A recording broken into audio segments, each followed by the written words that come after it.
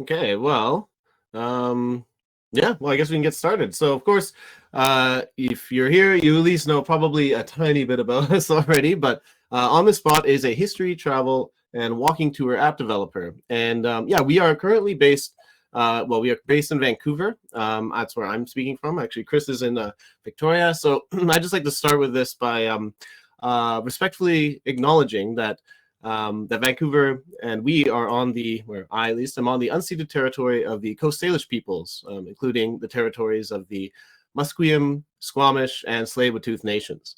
And it is on their lands that we live and work and play.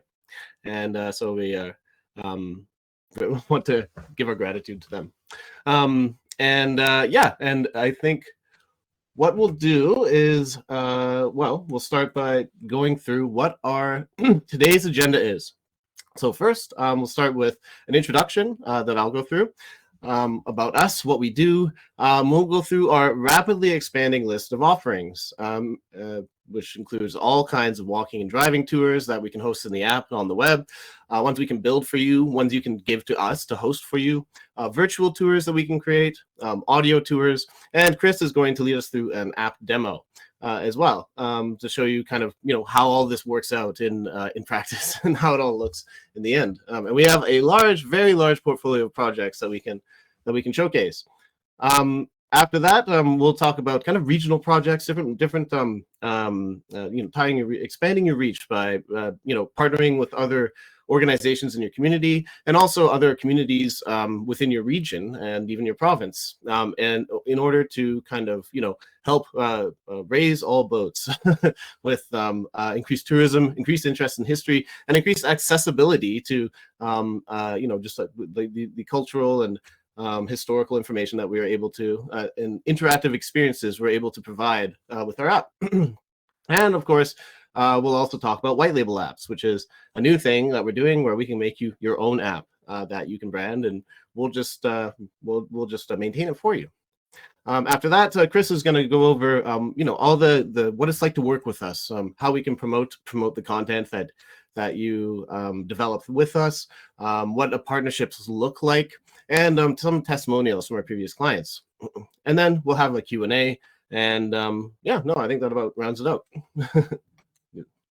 What do you think? Yeah, think we're good? All right, so without further ado, yeah, we've got quite a few people here now, so let's get started. All right. So just a quick backstory on us. This began as me, Andrew Ferris's history travel blog in 2013, where I would create then and now photo essays of different cities I backpacked to after I'd saved up after university.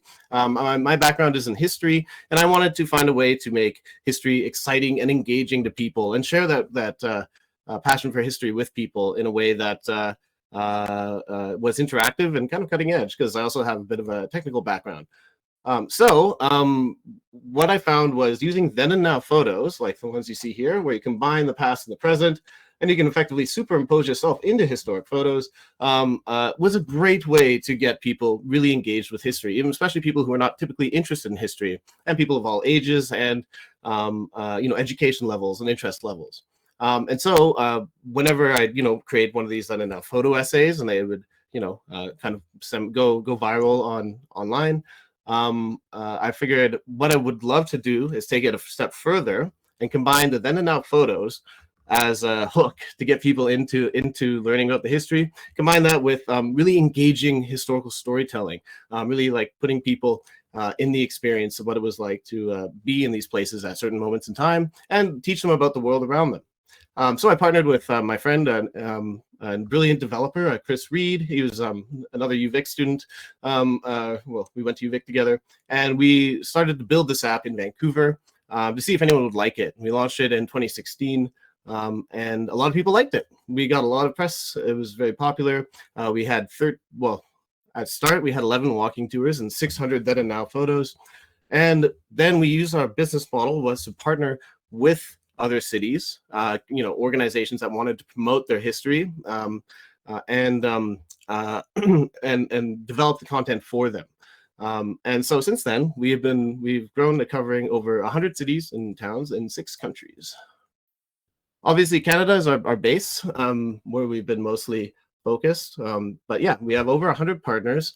These are organizations that have worked with us to help develop content. So they typically fall into 4 categories. There's museums and heritage associations, tourism agencies and destination marketing organizations, BIAs, those that want to drive foot traffic around their high streets, and governments who kind of want to do all of the above: promote history, promote tourism, and promote foot traffic and for local businesses.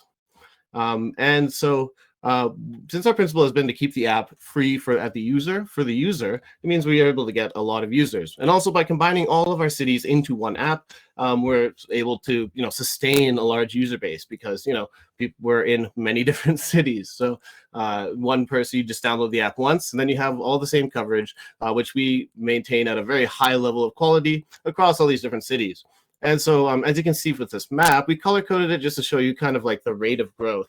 It may look a little confusing, but the idea behind it is that you can see maybe like a couple red ones here in 2017, a few more yellow ones, and then more green. And basically every year we've been kind of doubling the number of cities that we are partnering with and organizing, adding to our app.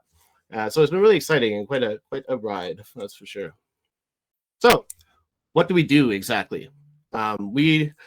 The basis of what we do is then and now photograph, or like our bread and butter is then and now photo based historic walking tours. So whenever we partner with a city, we go to that city, either me or one of our content development team, and find a series of historic photos, retake them from the same angle, and map them out to where the photographer was standing, so that at every spot on a walking tour, you're able to kind of stand in the footsteps of a historic photographer and compare past and present using a slider.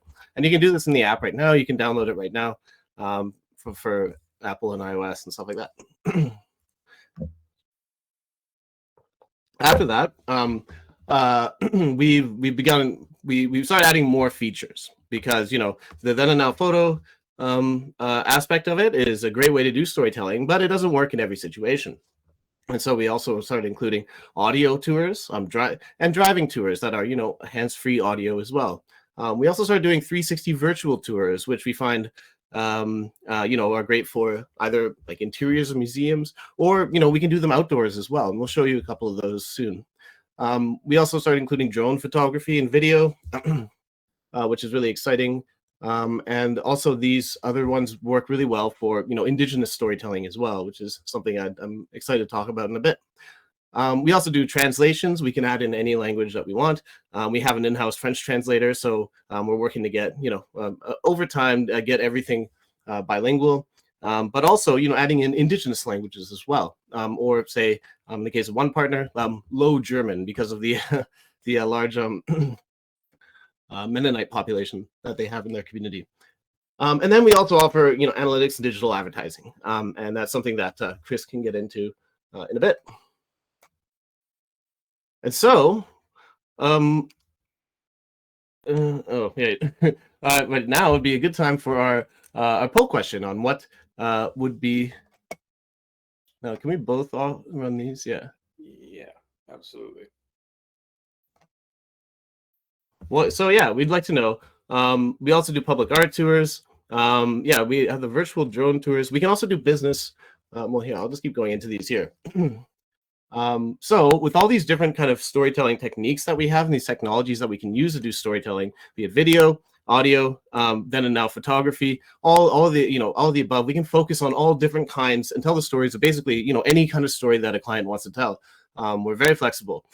So we can do one right now that we're working on. I just spent 4 days in Nanaimo on Vancouver Island working with I was honored to work with the Sonemo knowledge keeper there, and spend 4 days with him, recording his stories and the stories of the Sonemo, and combining that with not just audio and then and now photography where appropriate, but also a lot of drone photography, using the landscape as well, video to tell the story, and also including say videos of art and music and stuff like that. So that's something we're really excited about, and it's kind of going into this massive project we're doing in Nanaimo. Let's see. We also do, we can also do archaeological sites, like we've done at a couple of internment camp locations from the First World War. And we can focus on historic downtowns and neighborhoods. And then we can also, with those historic downtowns, not just use the history as like, then and now photos, and which we do in many of our partner towns, but we can also add in listings for businesses to promote those businesses, have people walking in front of them, learning about the history of that building, and then we can encourage them to actually go into that business and spend some tourist dollars or spend some local dollars. We also do public art tours. These are proving really popular, especially murals. A lot of communities are doing murals now. And what we can do is like tell the story of, the artist, as well as their interpretation of the piece, and provide, right on that spot, information for people to, links to learn more about that artist, and really where they can find more. We're doing, public art tours in Princeton, Sault Ste. Marie, East Vancouver, all over the place. And then, parks, trails, and nature tours. We find that the virtual tour photography works really well there, because we can do virtual tours both in the sky using the drone, where it's a 360 view, or on the ground. And these allow us to, tell the story of, say, different plants and animals, geological history, that kind of thing. And we can kind of use all these, use those stories to tell, really that ecological story, like we're doing with a tour in Fort McLeod in Alberta. Also, movie filming locations in Hope. We did in Hope, British Columbia, happened to be where the movie Rambo was filmed. And so we went and took, screens from all the famous scenes in Rambo and reshot them, using the then and now photo technique. And so people can go and effectively superimpose themselves into these scenes from Rambo using the built-in app camera that we have. And of course, driving tours as well, which I guess we'll get to during the demo. Yeah, was there anything? I guess there's a few things I guess I should add here. Is yes, of course, doing the Indigenous storytelling requires, like combining many of these storytelling techniques, and it's really exciting to be able to do that, and one that we're really kind of leaning into going forward. We also have another partnership with, Métis Crossing. It's our first, that was our first Métis partnership, and that includes, virtual tours, driving tours, all kinds of different, it's kind of like a cycling driving tour. And also, videos of different historic interpreters showing their skills and demonstrating different skills within the Métis Crossing site. Also, we can, by recording videos of people that we interview, we allow like local historians and stuff to tell the history of their community, or local elders. They can tell the history of their story, the story of their community in their own words, and that's something that's really exciting, and that's proving very popular. So we just, I guess, in the last couple of months, we've had our first, First Nations partnership was with Nanaimo. Our first, the Nanaimo in Nanaimo. Our first American partnership, which is actually with Miami, and that one will be focused on recording these famous very prominent Black historians there and telling the history of the Black community in Miami, which is really exciting.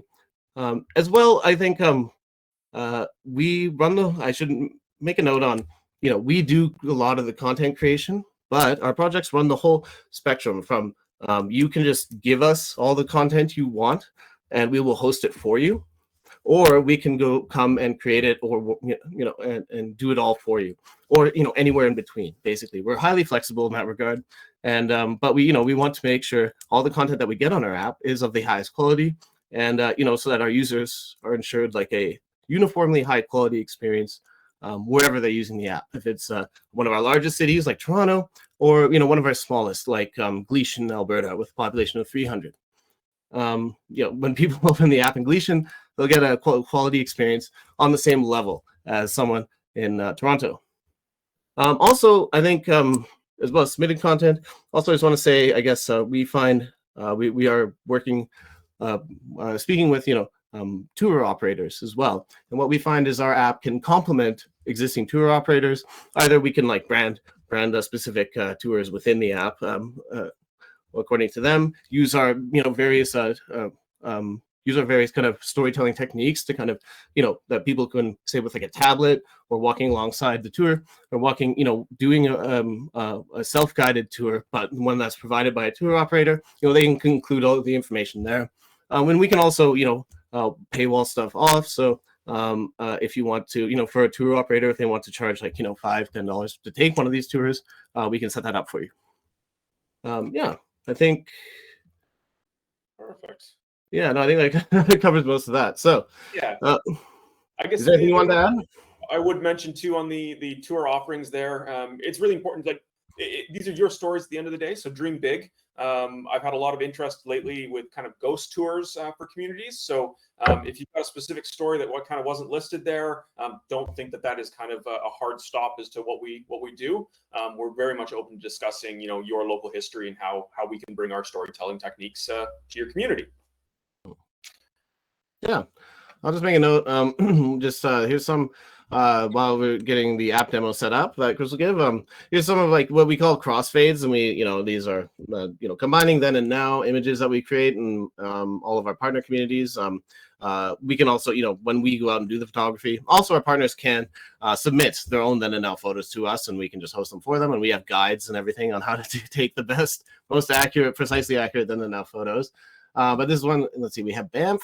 The first car in Winnipeg, 1903.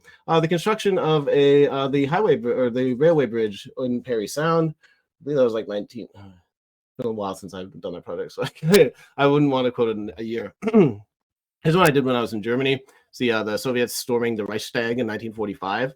I'd really like to do some more tours there. That would be fun. Here's in Banff at the Bow River Falls. And this is Calgary, taken in like 1904, I believe, or 1906, and today. And you can see it's changed quite a bit. So there's not enough photos. Once again, are just a wonderful way to do storytelling and make people really reflect on what's the history that surrounds them. And yeah. All right. So yeah, no, those crossfades are fantastic. So let me pull up the app here, and we'll go with the app demo. Mm-hmm. And I guess, yeah, so we have a lot of interest in audio tours, a lot of interest in virtual tours and QR code spots. And so that's exciting. Yeah. So we should make a note of, yeah, well, we can showcase definitely some virtual and audio tours here. So yeah, great. I can see your screen. I think we're good to go.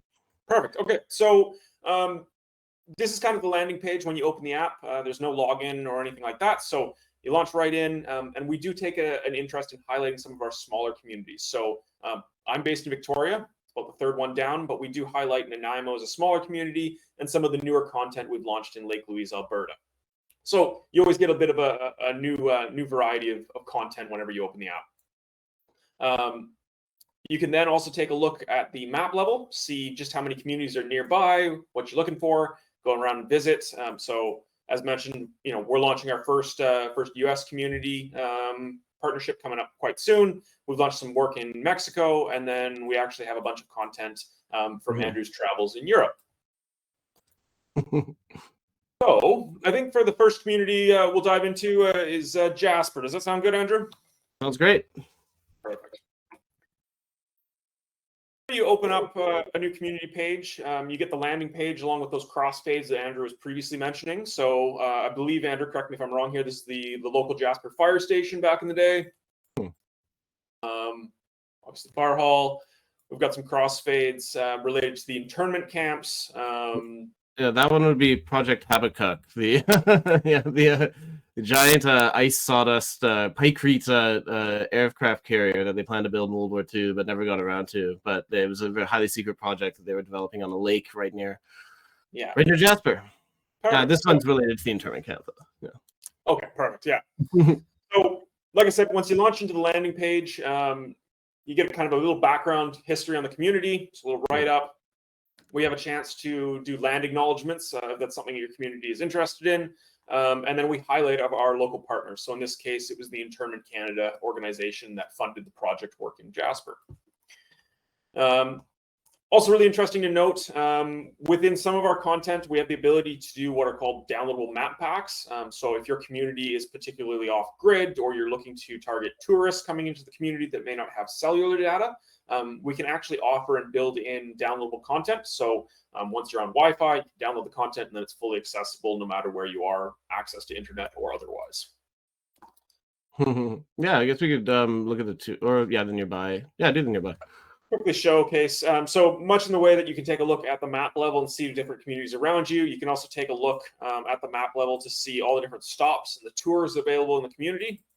So within Jasper, a lot of our content is centered around the city center. So you can walk up and down, check out all the different points.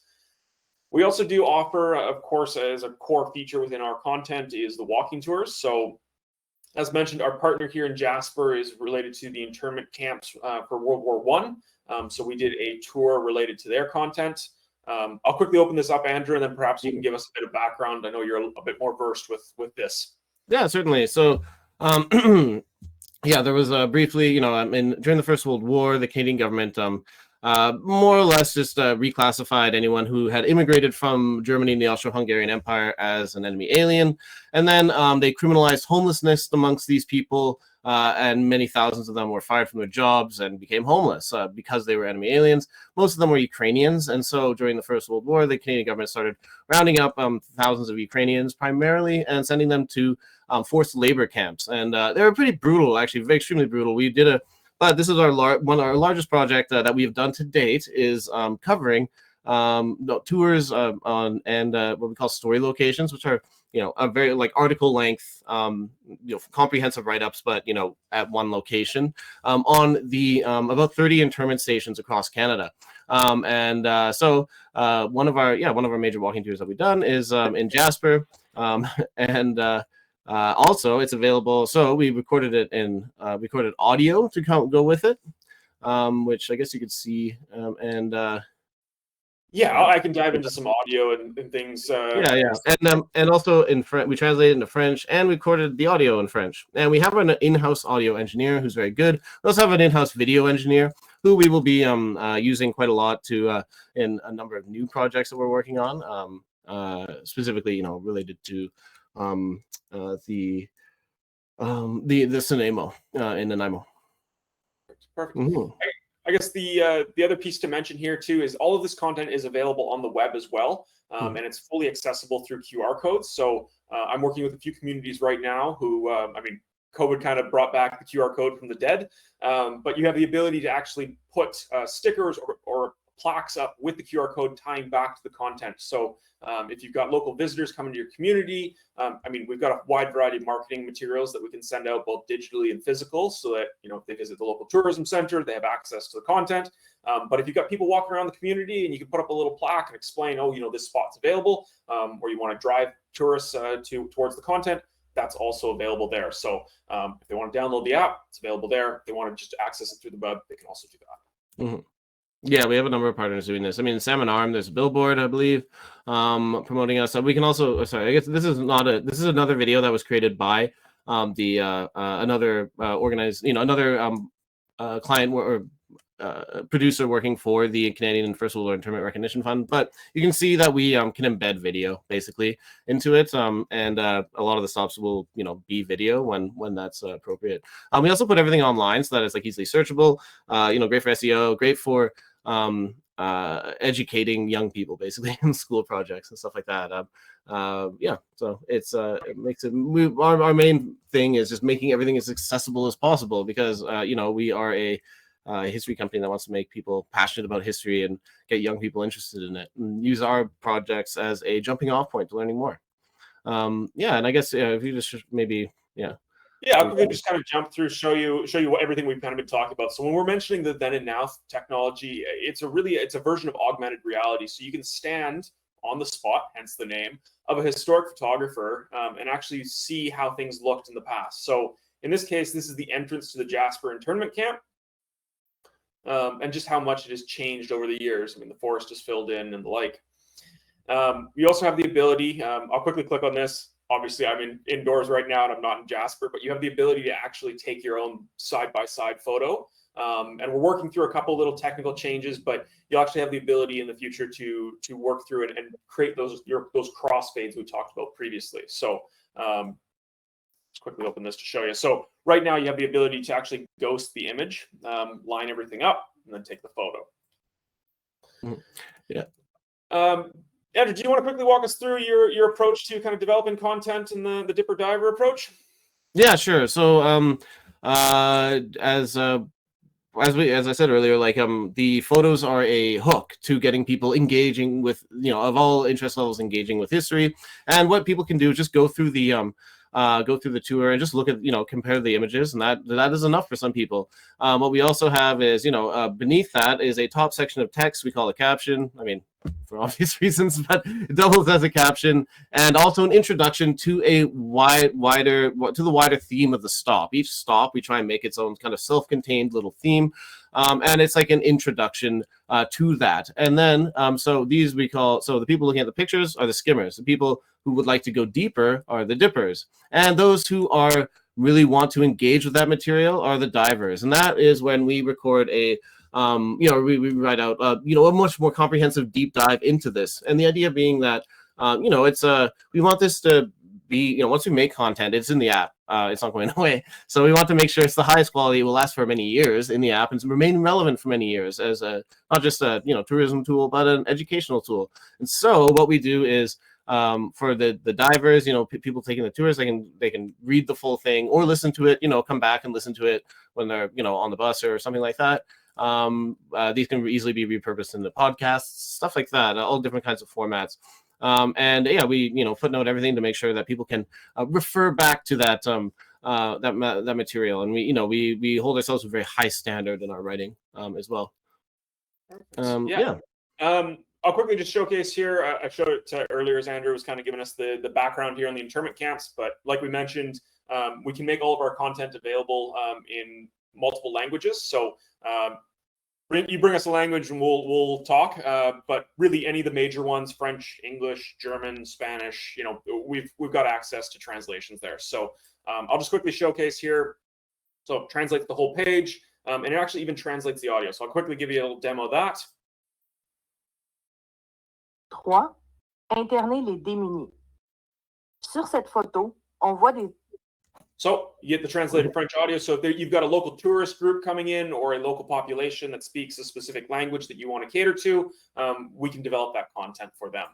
Of course, all of our content is also available in English, and our audio recording reflects that as well. 3. Interning people. The other thing I'll quickly just highlight here on kind of these tours is you actually have the ability to also view the map, so you can kind of follow along and guide yourself to the next stops.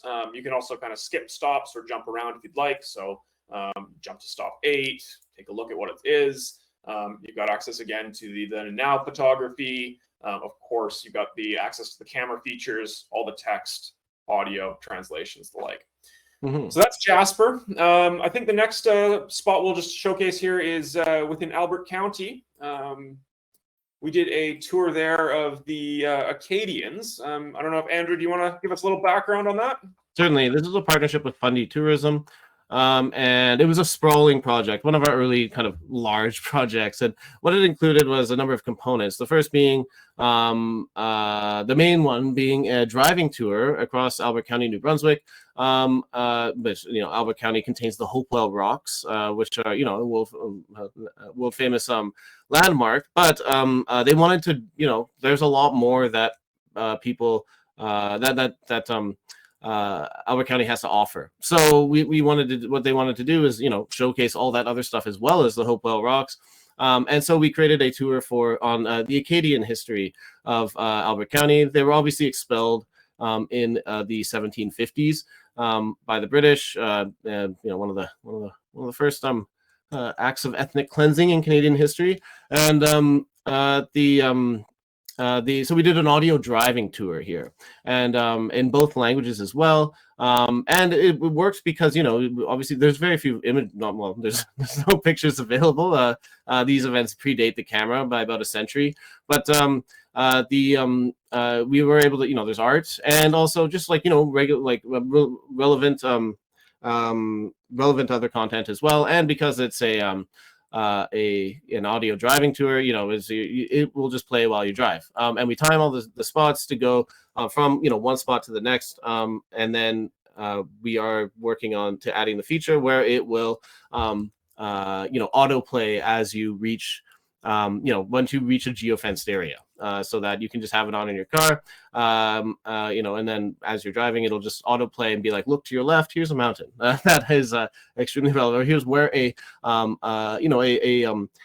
like Acadian dikes were once located and stuff. And we also, can use these tours to connect regions together as well. So this one's nice because it's in both languages, but we also have, in the South Okanagan, we did a project that combines 8 communities together, where we created content in all 8 of those communities, and then then they're all along Highway 97. So we were able to make 8 separate communities within the app. They each get their own section, but then also we connected them all together with a driving tour. And the driving tour is designed in such a way as to encourage people to get out, stop, and learn learn about the history of each of the communities, dive deeper into it once they get there. So the idea being is that we can combine all of this stuff together and use it all to kind of reinforce each other. And this is say for certain projects that we've done. There's a lot of different content. So in this case here, we have the in Albert County, we have the audio tour. We also have about 50 points of interest that are like of all different kinds, like art, businesses, parks, that kind of thing, that are listed. And then we also have a bunch of then and now photos that are standalone. They're not part of it. See, the ones that are not highlighted here are not part of a tour, but we have. We also have 3 village walking tours in there in Albert County, and also so you can, the ones that are part of a tour, you can take the tour, or for all the standalones, and we always just take more pictures than we need, because then it just creates replayability within the app. People can go to so you see there's all these extra spots here, and you can kind of go through and just look at the different images and compare then and now with a lot of them. Oh yeah, no, there's a ton we can. There's a lot we can do, basically, because I think the way we work is that we we started with what we know works well, which is then and now photography, but also we listen to what our clients and potential partners want to have, and then we're we're a small but nimble company, and we're very dedicated and motivated, and we go out and build it for a very reasonable price.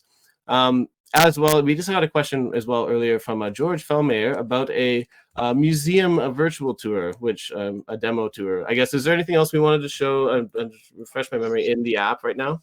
Yeah, there's a couple of quick little things here I'll showcase, and then I'll hand it over to you, Andrew, and you can give us a quick demo of kind of some virtual museum tours and the like. So one of the things I'll just explain here is, so when we're talking about kind of regional tours or themed projects, we do have the ability to actually group them together.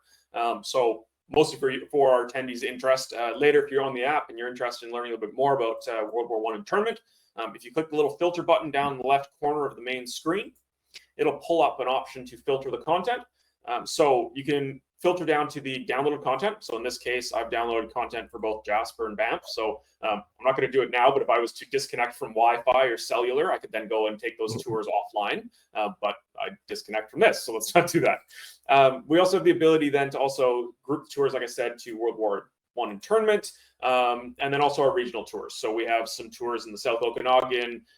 We've got, I think it's Black History in Southern Ontario as well. And we're working to group other content together to give kind of a wider experience for people that are looking to read a little bit more and get a little bit more involved with what they're reading. So the last piece I think I'll show here is just with regards to a virtual tour within the app. And then Andrew's going to show us a couple other options. So within Toronto, we actually partnered with the local railway museum there. And so we went out and we actually incorporated their existing audio tour into a virtual tour. So if tourists are coming into town, or if there's somebody who wants to visit the museum kind of virtually, they actually have the ability to access this virtual tour now, both on the web as well as in the app. So once you've opened it up, you can actually click around, explore. Like I mentioned, they had already recorded their audio, so we were able to embed that in the content. Number 7020 was constructed by the American.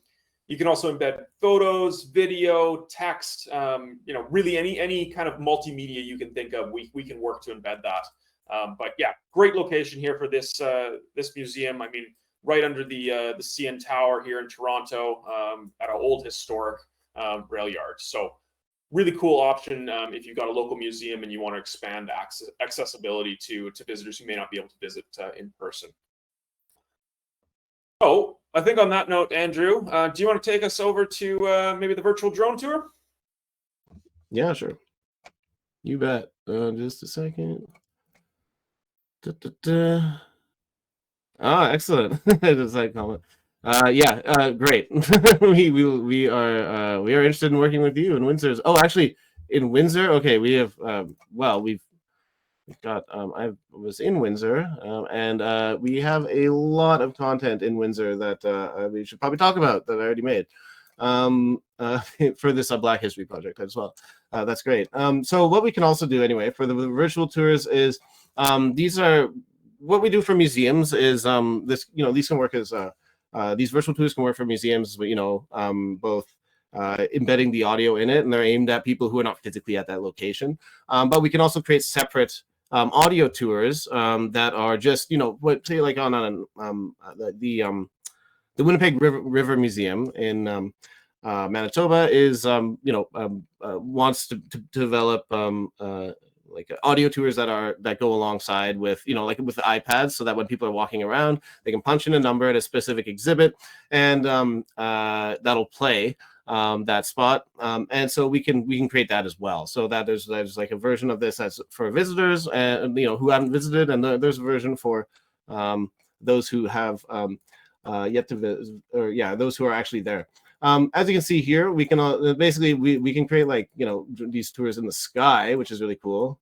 This is one I just did to test it out, but you know, you can embed all kinds of different stuff here. I made this in December, and it was just as a proof of concept. Andrew, to cut you off there. The video is a little choppy there, so maybe just okay. slow down a little bit with the scrolling. Yeah. So this is just like a proof of concept, so you can see we can map it out. There's a lot of ways we can design this. You can jump from spot to spot. You know, this is also a really cool technology for communities that have already partnered with us, that have content developed, or potentially a community that has their own walking tours already, that is looking for a digital partner or technical solution. I'm working with a community right now, actually, who has a number of tours, and they're looking to develop more content to target their tourists coming into the town by cruise ships. So because the town is so spread out and they know the target audience that they're looking for, we're actually able to pin all the spots on the map that are already in their community, and then showcase it in a very engaging virtual tour at kind of this drone level. So you can zoom in, view the then and now photography, view the videos, read the history write-ups, and really kind of, you know, prepare yourself as a tourist as you're coming into town, knowing that, oh, I want to hit stops X, Y, Z, and really make sure that you can use the most of your limited time within a specific community. Mm-hmm. Yeah, no, absolutely. We are licensed drone pilots. We're getting pretty good at it. And we also make drone videos. Here's so another project we just launched is Power View Pine Falls in Manitoba. I just want to show this one real quick. So, you know, I edited this one, but this is you know, an early one, so it's pretty good. But we have an excellent audio editor, or video and audio editor, who's actually, we made like feature length documentaries for on a biographical documentary on you know, it was about 40 minutes, I believe, on a man in Blackfalds, Alberta, you know, historical figure there, Arthur Gregson. And we can combine all kinds of different materials, then and now photos, you know, the drone photography, all this stuff that we create out there, the audio and the history and the research, and we can just make it into excellent quality videos for you as well. I should also mention, sorry, Andrew, because I'm assuming the video is playing fine on your end. Yeah, it is playing. It is actually quite a stable video there. It's not the choppy kind of pictures that are coming through on the webinar there. So yeah, I mean, okay, yeah, so I can just drop the link in there if anyone's interested. But yeah, that's great. So I think, yeah, so we'll just switch back to, here we go. Yeah, so I think just we've gone over. Was there anything else you wanted to add, though, Chris, before we just kind of? No, I think that's everything. So yeah, no. All right. Great to do the app demo, but we'll let you dive into the regional projects. Yeah, sure. Yeah, so as we mentioned before, here's an example of a regional project we did, and one of the advantages of this is that it combines together. So say with Visit South Okanagan, under their aegis, we were able to work with with 8 different communities, each of them having a heritage society or museum or a tourism organization, a local tourism body or chamber of commerce or whatever, and work directly with them, bring all that information together, and also focus on all different kinds of whatever was interesting and important to each of those communities. And our team, we listen, they give us directions, and then we write it up. Our team wrote it up. We submit it all for approval. Once that's approved, then it goes in the app.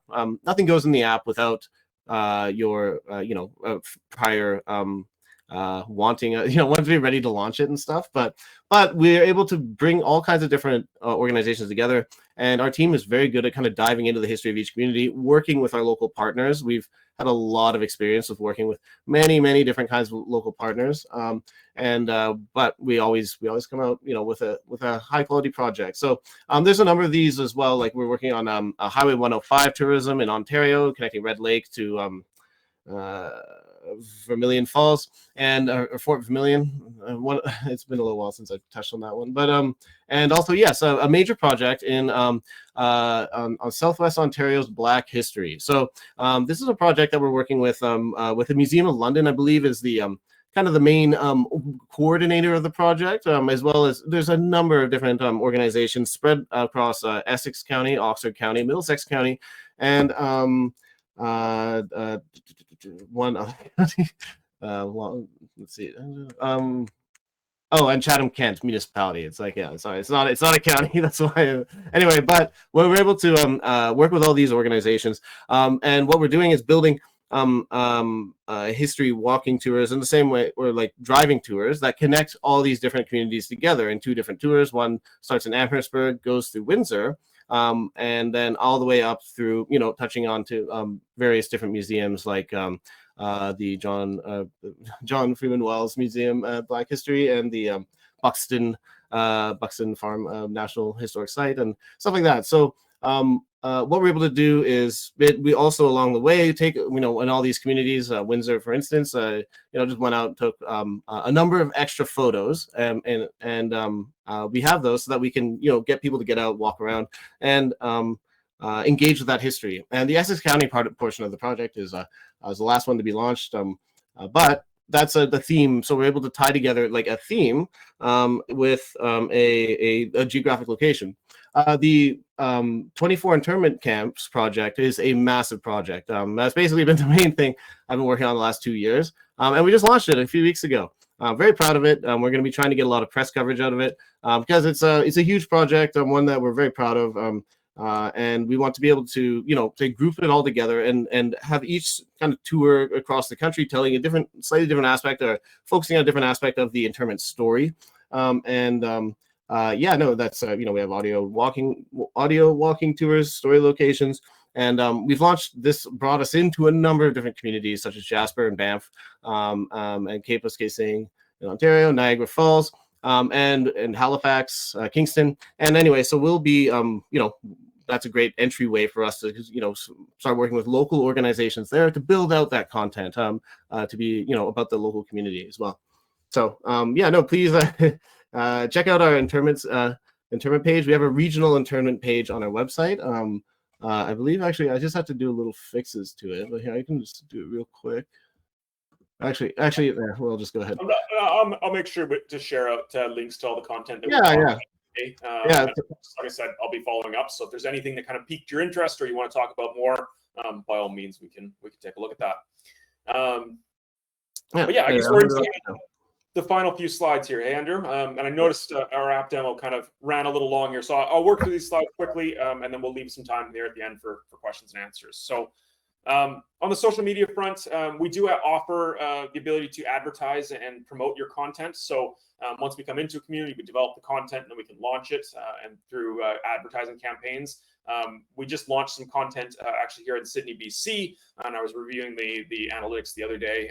Sydney, BC quickly jumped to the very top of our list. So it's a great way to bring a little bit more awareness to your content, your communities. The other thing we'll mention too is we have a great cost per click rate. Unlike some other industries where the cost can be quite excessive. I can't recall off the top of my head, Andrew. Yes. Do you know our cost per click? I foolhardily pulled that one out when I was adding the last line. So it was 19 cents a click. Okay, perfect. With, compared favorably with. So yeah, so whether it's kind of more new age kind of digital advertising or physical print, we have had great success in getting our content highlighted and focused to help bring in customers and tourists into your community. And then the final piece there we kind of talked about here a little bit earlier is making sure that you develop kind of physical content with those QR codes to help drive customers to both the web and the app. So next slide here, just a quick discussion on white labels. So we mentioned this earlier. White labels are really the ability to develop a self-branded app. So if you've got a local museum or a community and you've been thinking about developing an app, this is your opportunity to have a app that's developed with your logos, your content, and your color schemes. You'll have full content control on it. You have the ability to access payment, donations, and transactions. And I think the really important piece to highlight here is that I've talked to a number of our partners who've gone down the road of partnering with a small app developer. They spend tens of thousands of dollars, a year of work pulling content and everything together. They host it, and it looks fantastic for the first 6 months to a year. And then there's a lack of support there. And the unfortunate part is that without the support and maintenance on an app like this, you run the risk of the iOS and Android app stores actually delisting your app. So again, On the Spot's been around for 7 years. We're in more than 100 communities. We're not going anywhere.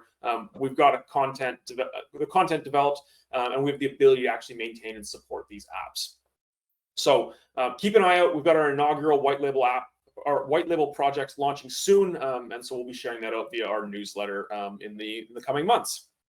Yeah, I'd like to just add about that. So it's a great way for, once you're starting a community, it's a great way to keep adding more stuff. St. Nanaimo is we started out there with a project in 2017, with 6 walking tours, quite large. And then since then, they've been adding more and more content, business, like hundreds of business listings as well. So that, and then now these indigenous Sunemo tours as well, and driving tours, and virtual tours. There's all kinds of different stuff that's being housed, and then we will be within their own app, but also on our website as well, and on our app as well. So, but yeah, it's a great way to keep building out that, kind of take ownership of it and keep building it out. And it becomes a Swiss Army knife solution for tourism, planning, itineraries, history, culture, promoting local businesses. Everything is within this one. We can do it all in one kind of your area of our app or on your own app as well.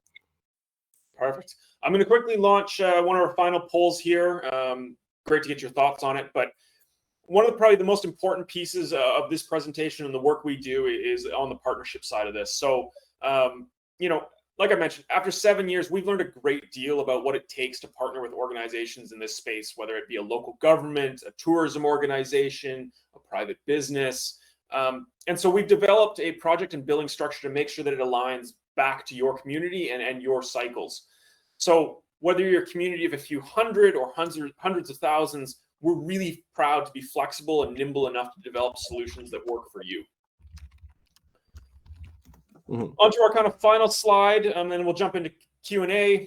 This is just on our partner testimonials. We've now explained, we've shown you all the cool tools and projects that we work on, but really what's better than testimonials showing, how much our customers love us.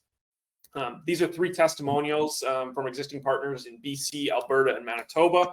The text's a little small there. So really, to summarize this, our product has the potential to bring your organization media attention, worldwide customer exposure, engagement across demographics from youth to seniors. And I could say that from personal experience. I've got a 97-year-old grandmother who loves the content. And we have the ability to showcase your local history, all while driving engagement and improving your local economy. So on that note, that brings us to the end of the presentation. Thank you so much, everyone, for coming. Really appreciate it. We couldn't do this without all of our fantastic partners. Like I mentioned, we'll be circulating a webinar recording via email, so not to worry. And then I'll be looking to follow up with everyone over the coming weeks. So Again, thank you so much for joining. Andrew, I'll let you give kind of a few final words there, and then we'll start opening the floor up for questions. Yeah, no, I mean, just want to emphasize, yeah, we are highly flexible. You know, if you come to us with a, you know, and with you know, the desire to work with us, we can start helping you, you know, find funding, as well as you know, make sure that we can find a reasonable kind of on-ramp for you to make sure we can get you in the app. Because once you're in the app, it's easy to, you know, we can start building upon that and making it a, you know, net gain for your community. And once it's in the app, you know, it's we will keep updating our own app, adding new features that will apply to your content. So it's a long-term investment that we believe, you know, our partners our partners definitely benefit from. So yeah, I guess thank you so much for joining us. It's been a real pleasure, and we're really excited to work with all of you, and hope hopefully that can happen in the future.